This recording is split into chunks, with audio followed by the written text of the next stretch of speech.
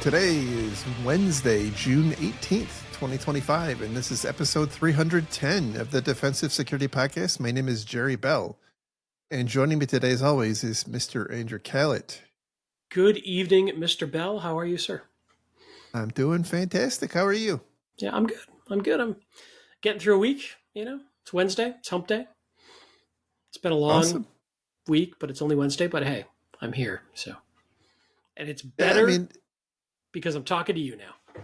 Absolutely. And, it's not like there's anything else going on in the world right now.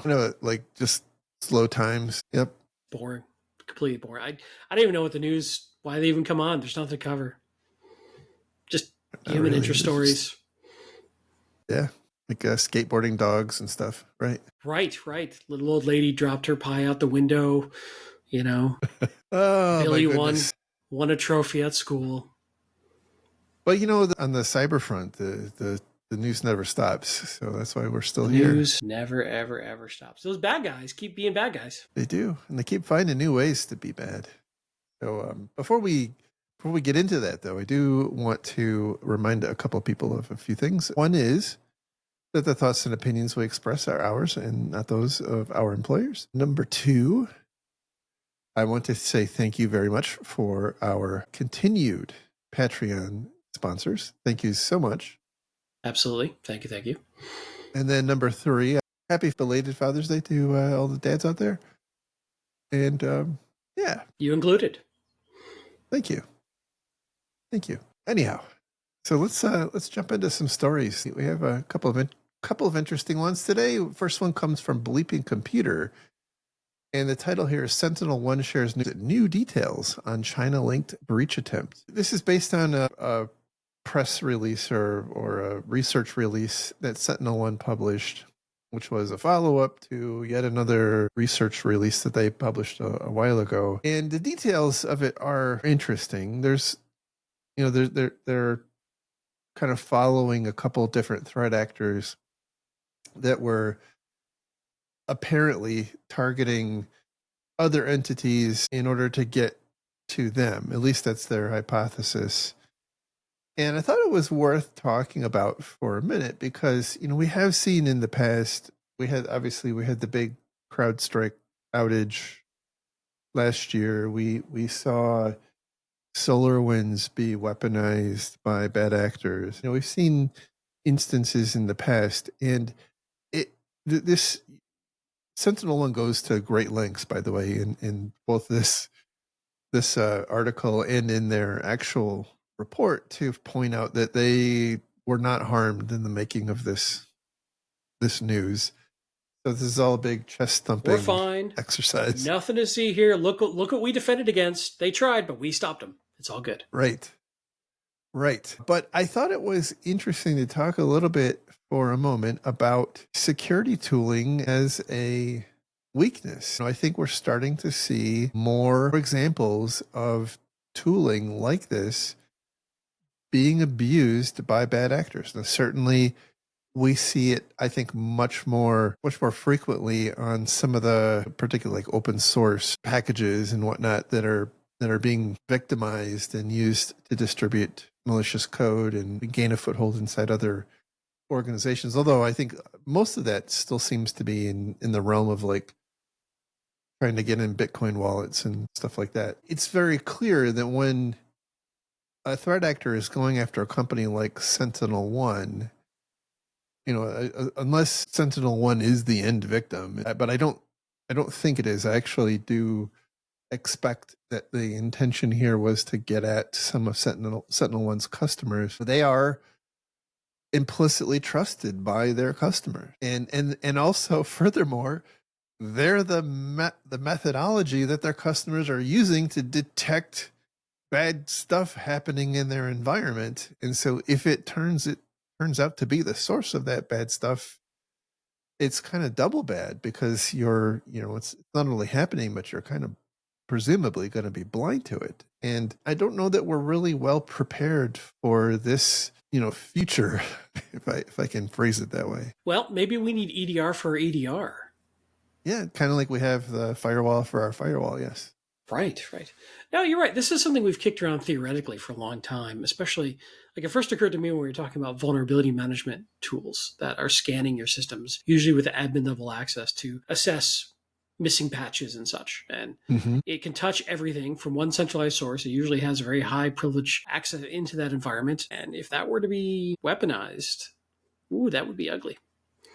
Right. So I agree. I think more and more of these companies like this, probably the bad actors, and it's probably, as they assert here, China or nation state level, is interested in either ways to get around Sentinel-1 because they have a target that's using Sentinel-1 and they want to have insight into how to defeat it, or they want to do some supply chain attacks through Sentinel-1 into their target environments, which would be devastatingly powerful if they were able to pull it off. And I have no insight into what the security team is like at Sentinel-1. Hopefully it's robust. Hopefully they invested well there. And clearly this sort of documentation seems to show it. I will say, having worked in internal IT security roles for cybersecurity companies in the past, occasionally you run into this situation where the cobbler's children have no shoes. I don't know that that's the case anymore, especially with these types of companies that are so deeply embedded at such a low level in the operating system that hopefully they take these things very seriously, at least more seriously than I saw when I was in some of those roles in the past. Yeah, my experience has been there's an over reliance on their own tooling, and they have to eat their own dog food. Yeah, they have to eat their own dog food, and they often believe their own marketing, and their own marketing is that no one in the market is as smart as us.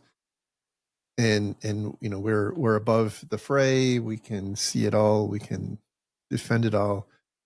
And that is, that's just it's just the way it is. I think that's not unique to any one company, or probably even any industry. Yeah, I mean, think if you're the CISO, or maybe just a senior person in security at Sentinel-1, and you want to say go buy a potential competitor's tool to help defend your corporate environment. How well do you think that conversation is going to go with your CFO and CEO? Does not go well. And because look, I've been in a position where I've done it, and it's viewed as you are enriching your direct competition. Your desire to use their product is helping to fund their next version, which is going to take money away from us. Yep. So working IT security for a cybersecurity vendor is a special kind of hell. It really is. It really is. Where I think it goes off the rails, at least in my experience. I don't know if you've had a similar experience. Is that what we just talked about? Is it's obvious and I think self-explanatory, but where it really becomes a problem is that the security ecosystem is huge, and most organizations don't have, product sets or services or solutions for each of those areas. And so, my experience has been struggling with trying to get something that's adjacent, might not be a direct competitor, but the company, your company, your security company believes that, look, we have our thing, and that means that you don't need that other thing. We tell our customers that because you bought our thing, you don't need to go buy this other thing. And so here you are saying, that you've got to go spend money on this other thing. And like, how does that look to our customers? Yeah. Yep, I've seen that. I've also seen another interesting one where I have no idea if this is accurate. I'm just picking out names because they're top of mind. Sentinel-1, let's say they go buy Wiz to help do cloud management. Wiz, when it first came out, was purely doing, in essence, API-based analysis of AWS, GCP, Azure, and telling you where your problems were. That was it. Well, since then, so it wasn't really a competitor to Sentinel-1 in a in a general sense. But since then, Wiz has expanded into areas that are direct competitors to SentinelOne. They have an endpoint agent now, which is a direct competitor to what SentinelOne does in the cloud environments, and Wiz Defend. And again, I have no insight and insider knowledge. I'm just looking at this as an outsider watching these two companies, being familiar with both of their tool sets. And now, let's say you're leveraging Wiz to help you manage your configurations and baselines of vulnerabilities in cloud environment. And then suddenly you can't renew because now they're a competitor. So one of your key technologies that help you defend your environment or protect your environment just became off limits because they have entered your space. That gets really complicated. I think if you're a senior level person trying to navigate all that complexity, if you're in the corporate cyber side of some of these security vendors. I think we're far enough away from it happening. I can share a funny anecdote from back in the ISS days when we signed a partnership with, I believe it was with McAfee. And, this, by the way, was like pre-EDR times. So like right, John McAfee was still alive and slightly less crazy at the time. Yes. Much less crazy, I think, as I recall. Anyway, we signed we were using, I think, Symantec.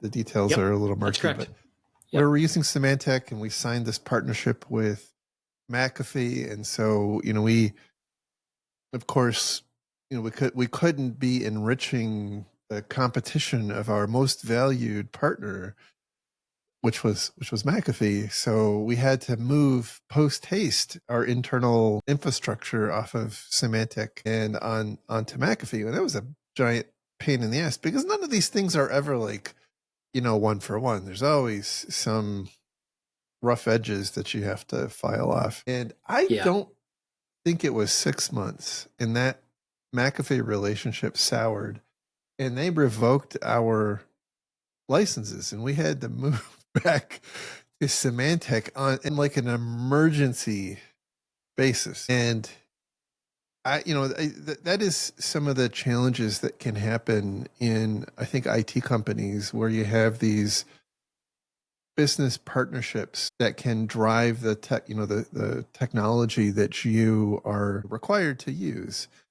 And it's also why I've been a very staunch opponent to picking technology based on the whims of what, who a particular partner is. No, I mean, certainly, look, if you own a piece of technology, it's hard to argue that you shouldn't use it. But my point is that relationships come and go. And when you're setting your technology strategy on something that could be gone in 6 months, it's a hard thing. 100%. I remember that McAfee Symantec two-step very well. It's at least 10% of my gray hair, maybe 5%. I've seen a lot of bad stuff since then. I couldn't agree more. And I have actually fought this so hard in other roles of not trying to get into quid pro quo deals with your partners. But it happens so often. These business negotiations happening at a very senior level typically include if it makes sense, like if there's a possibility for it, some sort of reciprocal purchase agreement. So both people can realize revenue and show the value.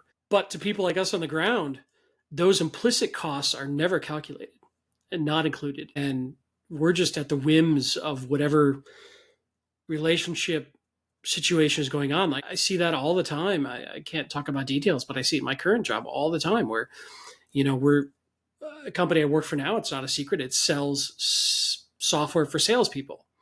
So we'll be trying to sell into a sales team of a vendor who immediately wants to turn around and sell into us as part of the deal.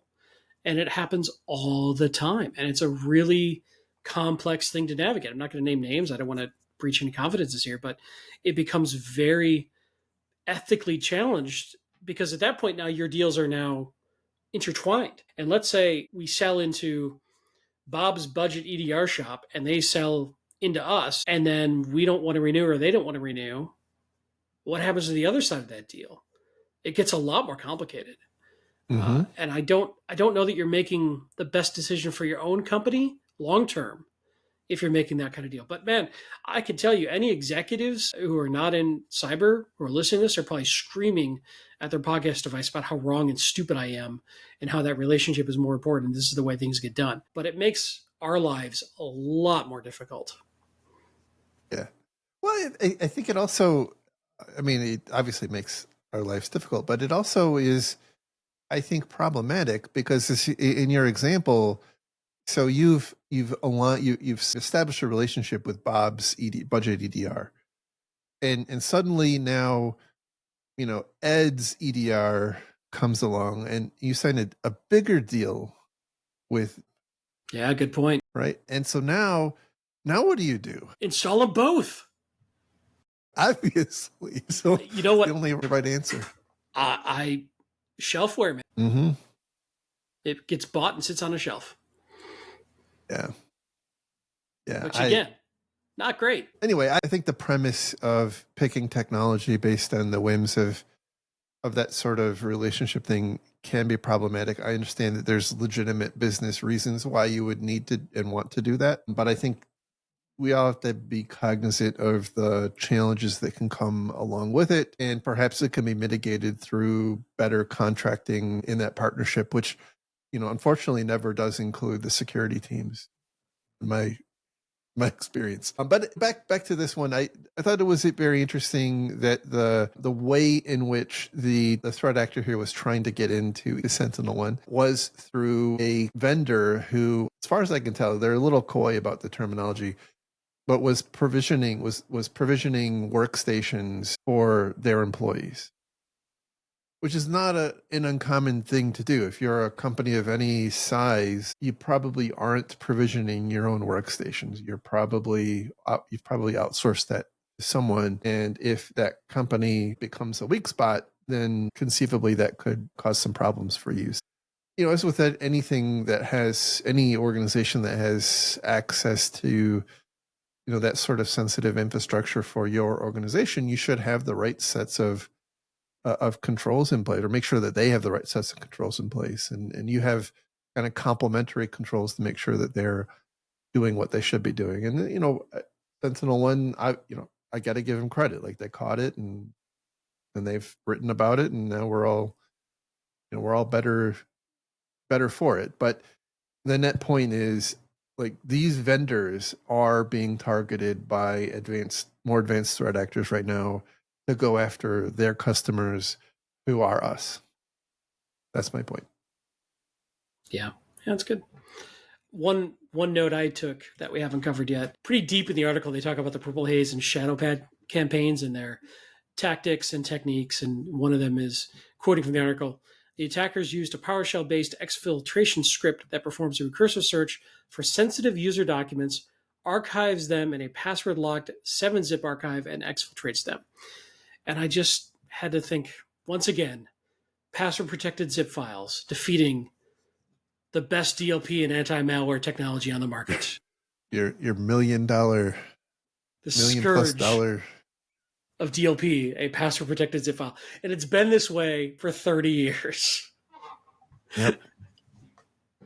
Now, you can set them to block them if they can't open them. Like, you do have the option, but nobody sets that. Yeah, I still come back to, because I think in that context, it was systems, they were being uploaded to infrastructure servers. I don't remember if that was landing on user workstations or not, but blocking unsolicited outbound connections, I think, is something that I don't know that we do enough of. No, it takes a lot of knowledge and confidence in your environment to be willing to do that.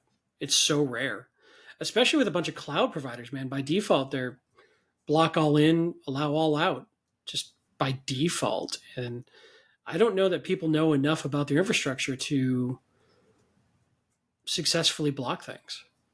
I can tell you, I was at a cloud provider most recently, and that is viewed as a customer sat issue. Like, if you block outbound access, it's not a different discussion than mandating people use two-factor authentication on their cloud accounts. It's inconvenient. It's a speed bump. You provision your server and suddenly you can't download updates because it's blocked. So there's an incentive, I think, for cloud providers to maybe not have the best default configurations in place. Yeah, and I could see the same thing like if you've got like SREs as example running your cloud environments, and they don't know every application that's being set up that they're being asked to set up and all the comms that it might have and what ports it might run on. And back in the day when we had really tight firewall rules, this was tough. We had to spend a lot of time watching for drops and being willing to tolerate stuff being slow to set up and not a lot of change. Things happen so fast now. I don't know that if I went to most of my vendors and said, give me a list of all your outbound traffic, a lot of them just wouldn't know how to answer that question. All UDP, TCP, and ICMP ports. Thanks. Yeah. What kills me though, if you go and you take any security education, whether it's CISSP, Security Plus, or anything like, one of the platitudes you're taught is only allow traffic which has a valid business need. And when you hear, well, we need all ports to all IP addresses in order for this application to function, and I have to run this application, therefore it's a valid business need. That has bothered me for damn near 30 years. And it's 2025, and I'm still complaining about it. And we'll do it next year too. I know. So next story comes from the Hacker News, and the title here is New Supply Chain Malware Operation Hits NPM and PyPI Ecosystem is Targeting Millions Globally. And this is not like, it's a different one from all the others that we've covered in the past, because I feel like I say PyPI on this show at least a couple times a month for years. So there's a number of different incidents included in this particular article, but the most concerning one is up at the top, and it's related to GlueStack. And GlueStack is an interface component, if I'm not mistaken. There's anything in my estimation that's particularly novel about the attack. The method this happened by was the personal access token of one of their developers was somehow leaked. I'm going to guess it was included in a file they uploaded to GitHub, but that's just pure hypothesis. And an adversary was able to taint builds for a pretty significant number of these packages. And they looks like they were focused on like cryptocurrency mining, but the malware had capabilities to steal information. And anyway, it's not exactly known what the objective of the threat actor was with these, because all they could see was this kind of generic piece of malware being included, and it was downloaded like thousands of times. The thing that when it made me see red when I read this was that was the author, the maintainer of these packages, simply deprecated that package, and they marked it as, trying to find the exact wording they used. Anyway, they left it to the consumers of these packages to roll back to a known good version rather than releasing a new version, like an incremented version number that is fixed, so that when you next run your build and it by default would pull the next available version, they're putting it on the maintainers of any software that relies on these packages to roll back to a prior version, which means that they have to know that this happened, and they have to know that they have to roll back. And it seems like this was the wrong way to go about it. Now, I'd love to hear if I'm wrong on this. Like, is there a reason why? Maybe I just don't understand, but this seems like the exact wrong way to manage this. Yeah, I agree. And I found the quote you're looking for. Quote, the project maintainers have since revoked the access token and marked the impacted versions as deprecated.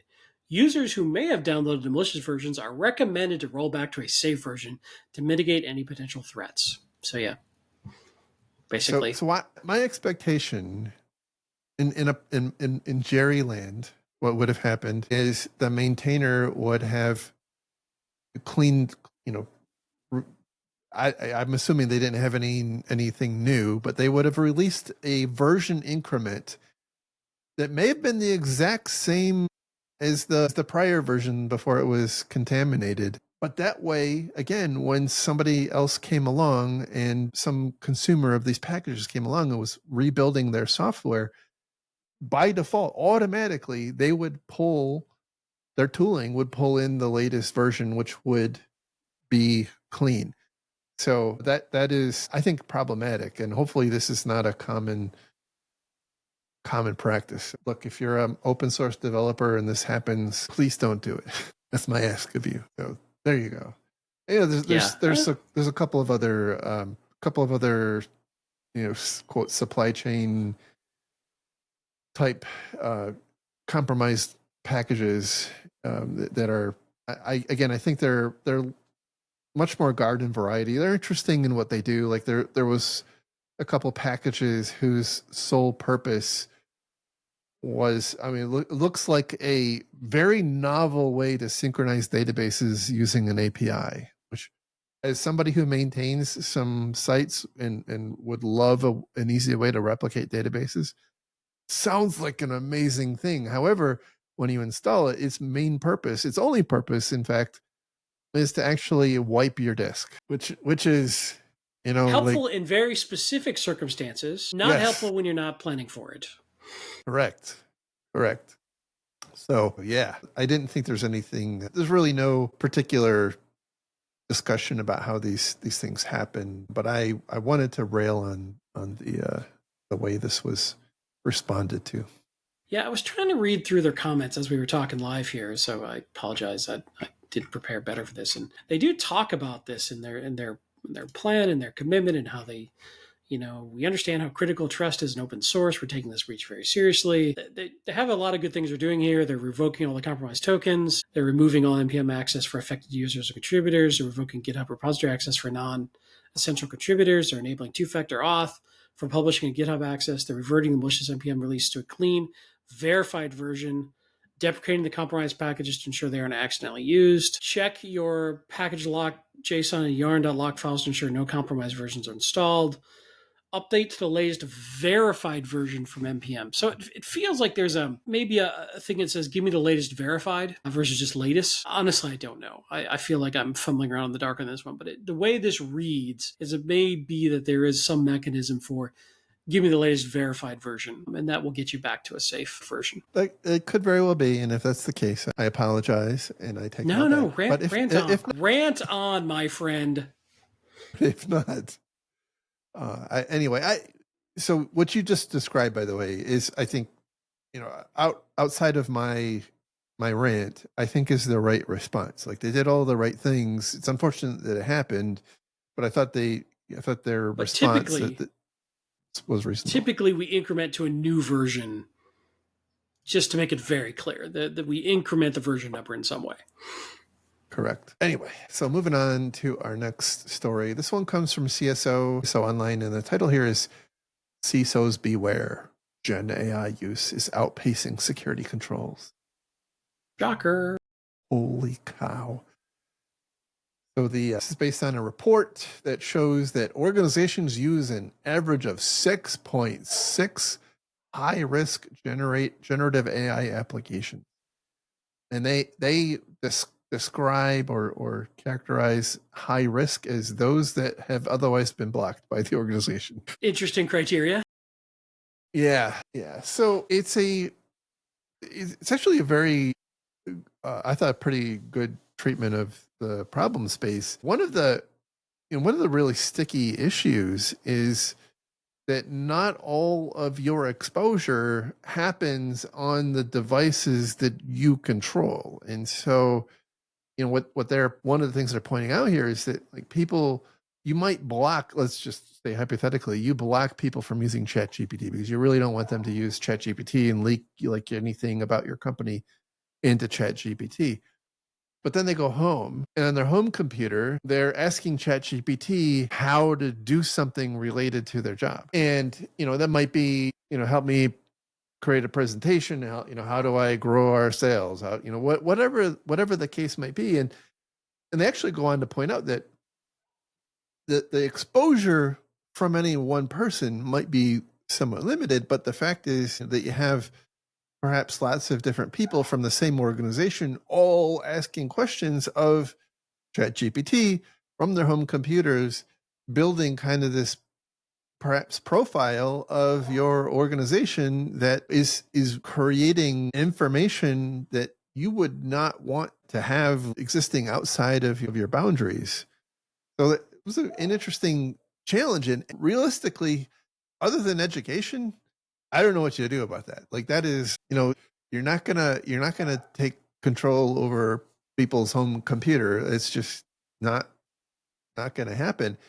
Now, the one thing that I was, it's a really good article. It talks about, a lot of different challenges that organizations have. They talks about how pervasive, for example, the use of writing assistants like Grammarly is, and there's lots of alternatives, and a lot of people don't realize that. At least I didn't realize that Grammarly transits the stuff that you're writing off into their cloud to help you rewrite it. It's not done on device. I don't know if there's an option to have it done on device or not, but that's a problem. I think that's the case with almost all of those types of tools, though. It's very rarely done on device. Very rarely. You might as well assume it's going to the cloud. Right, because otherwise the model would have to be pulled down to your computer, and the model is their secret sauce. And do you really want that leaking into out into the wild? So anyway, that was, I think that was interesting. But when I read the whole thing, this reminds me so much of the shadow IT discussion in the cloud and SaaS applications that we had discussions about 10, 12, 15 years ago, where employees had missions to accomplish, and their IT department or security department, as the case may be, were so unresponsive or not facilitating enough that they went off and solution things on their own, and it became such a problem that we actually came up with a name for it in Shadow IT. And now obviously there's we call it Shadow AI. I think it's really still Shadow IT, but I think one of the challenges is that it's an example of an unmet need, right? The employees are using it for a purpose. And they actually go on to point out that even companies who explicitly ban the use of generative AI end up inadvertently incentivizing the use of generative AI, because the people who use generative AI in their jobs are often more productive. They're coming up with ideas or materials that are better than some of their cohorts. Now, I know that's going to be perhaps a controversial statement, but that's what they're pointing out in the article in this report. So this creates kind of this perverse incentive where companies on the one hand are saying don't use generative AI as a matter of policy, but on the other hand, they're actually incentivizing its use through things like, rewards and praise and stuff like that, even though they don't necessarily know that it's as a result of your use of generative AI that's why you earned it. Yeah, you're just perceived as a better employee, more effective in some way. It's a really interesting point. As I was reading this, it struck me that a couple thoughts. It's too tempting not to use it, right? It's kind of the smoking of the information age. It might be bad for you, but it's just so appealing, right? And no one wants to admit to it either, by the way. Right, yeah. The thing that I think this article is really missing, I think it's a pretty good article, but they're missing the whole thing. You said, what can you do about it? There's one thing they're not addressing, which I think is important, which is that you've got to give your employees a sanctioned, safe methodology that meets their needs. or they're going to go find it on their own. So, and some of these generative AI tools, if you go purchase an enterprise level, if you can afford it, they're typically siloed for just your organization. So stuff that your organization is putting in there isn't being used to train the rest of the model. In theory, the leak to another tenant is low probability of happening, and it can. Your legal team could be happier, your security team could be happier. So Grammarly is like a great example. If your folks are off personally paying for Grammarly, will come in and buy an enterprise version of something that does the same thing, roll that out, then ban and block Grammarly is how I would recommend you do it. Now, of course, that means you sign up with Grammarly and you have or enterprise terms, yeah. Right? Yeah, but you have contract terms with them. Right. Yeah. I no reason to throw them out if it's working. Yeah, great point. So I'm not being anti-Grammarly. I just was thinking differently there. So it's tempting not to use it. And here's the other problem: is I think this article is spot on that employees are just so incentivized and they don't see the risk. They don't understand the risk. I think we're probably going to have some major data leaks for this to be taken seriously, and I don't think we're there yet. So I think this is going to get real ugly before it gets better.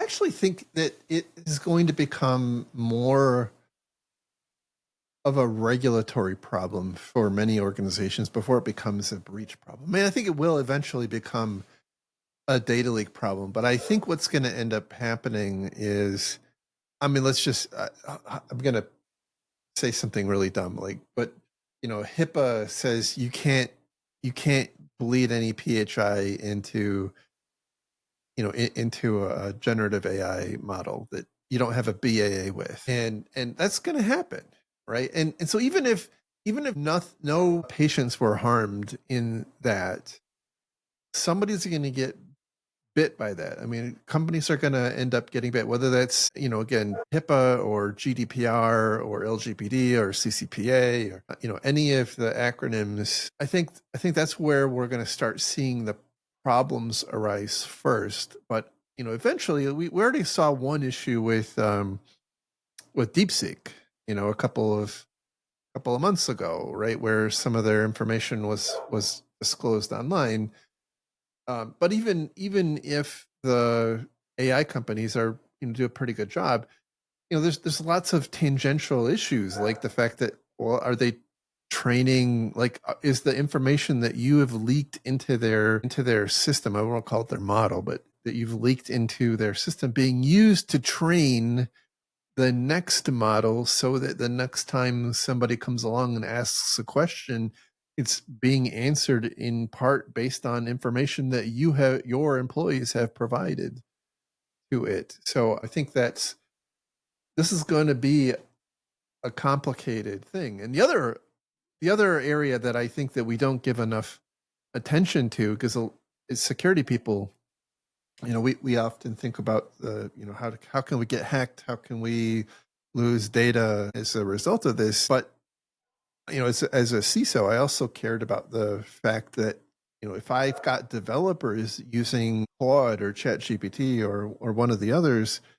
to write code, do I own the copyright? Am I able to use the code or images or video or whatever that is created by that model? And the answer is, in some cases, no. And that creates perhaps a big legal exposure. Yeah, completely agreed. I don't know that the legal side is caught up with this yet. The fact that it can intermingle and be so abstracted out, I think there's a lot to work out there. And I think, to your point, you were talking about HIPAA, reminding me that GDPR is probably much more easy to trigger from a PI leaking across outside Europe or something. The technology certainly outstripped our ability to regulate it.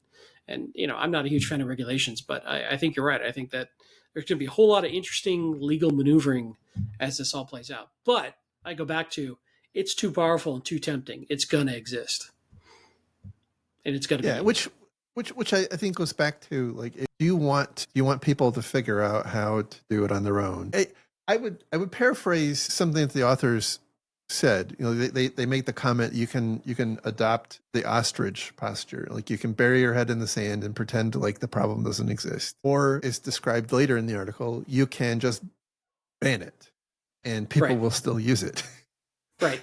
Which, both ends of that spectrum seem very unreasonable. And so you've got to figure out, where are you going to be in the middle. Like, and that's, I think, that's where shadow IT and shadow AI lives, is if you're too close to either end of the spectrum, we have to, and maybe this, by the way, is not a IT security thing, or it's not a cybersecurity thing, but as a company, like you ought to be, the security department ought to be, hitting the CIO on the head saying, like, where's our strength? Because, this is putting us at risk. Anyway.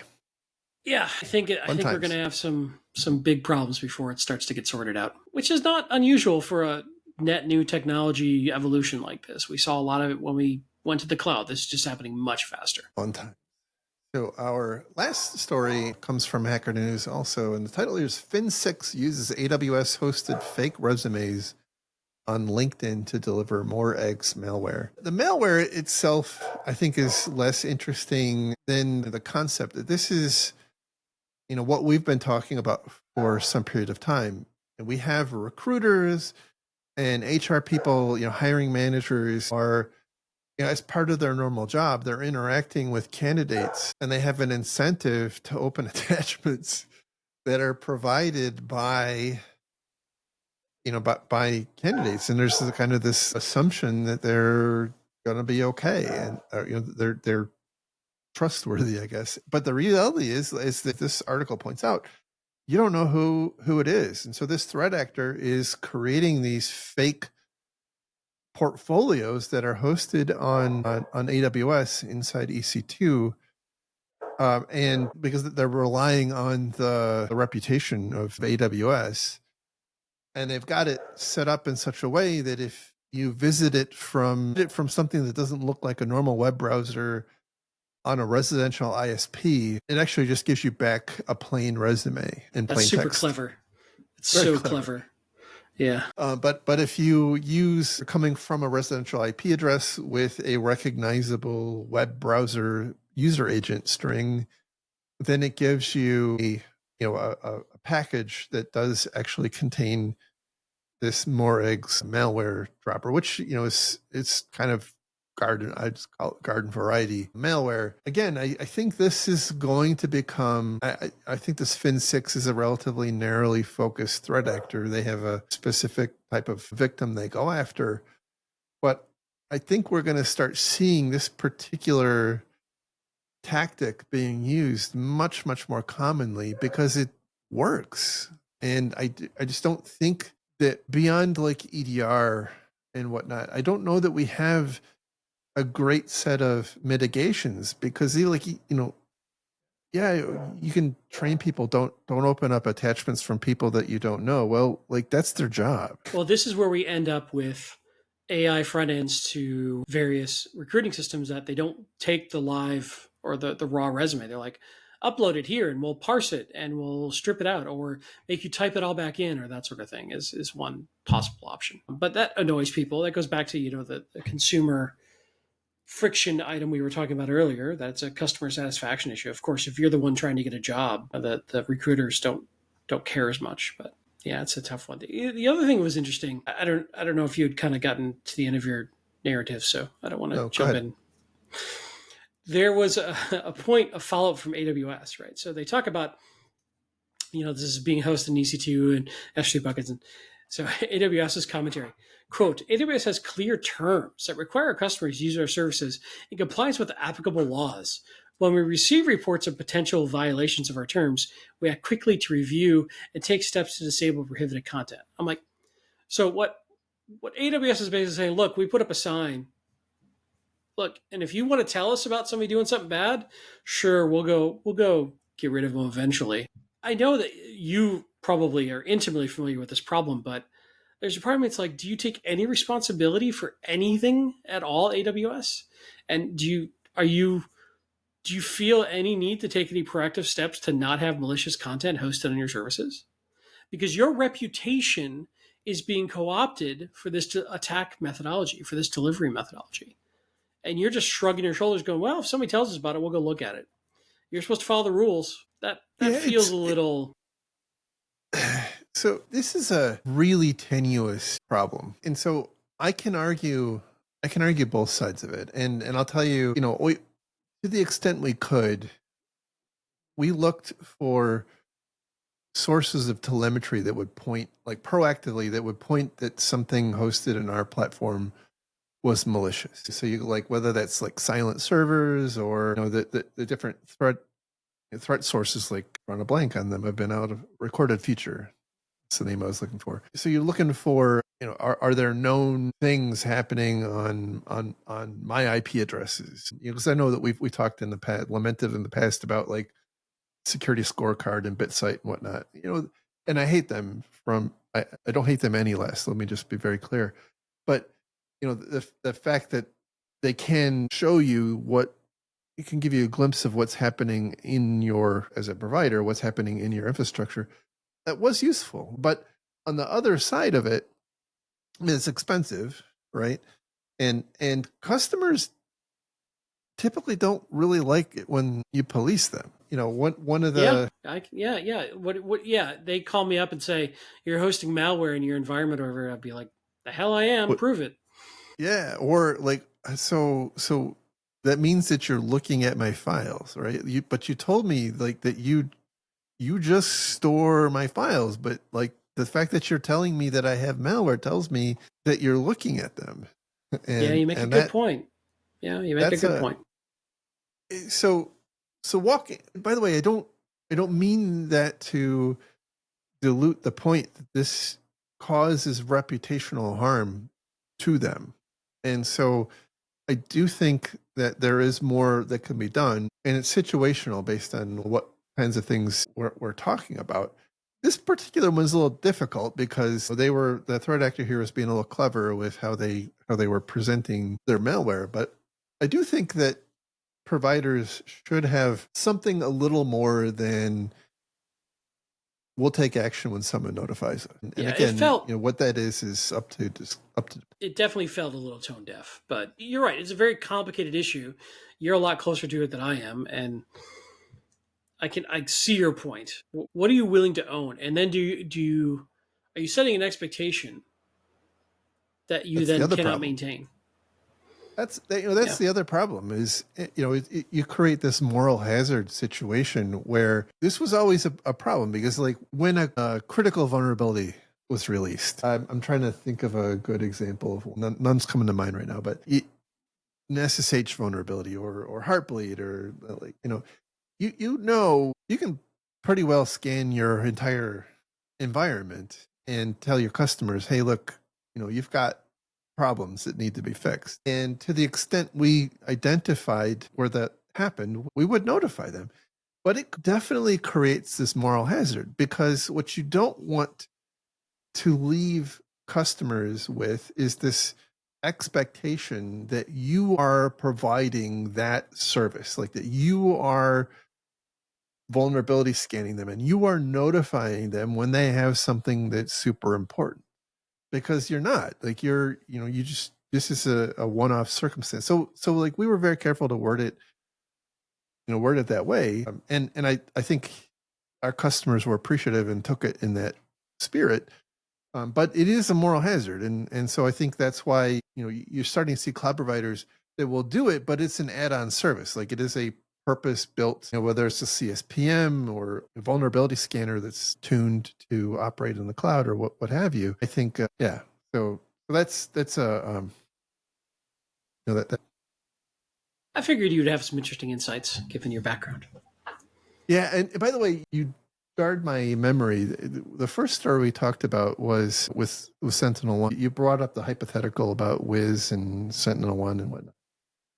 And I want to go back to this for a second because Google actually did buy Wiz, right? Well, pending antitrust approval, which just kind of cropped up the last couple of days that it might get looked at. But yes, fair point. But it's been announced, and so whether it closes or not, I guess is up for debate. Google already owns Mandiant, and so I am taking bets on whether the new name is going to be Wandiant or Mandiz. That's the kind of factual level comedy and commentary you get on this show. Yeah.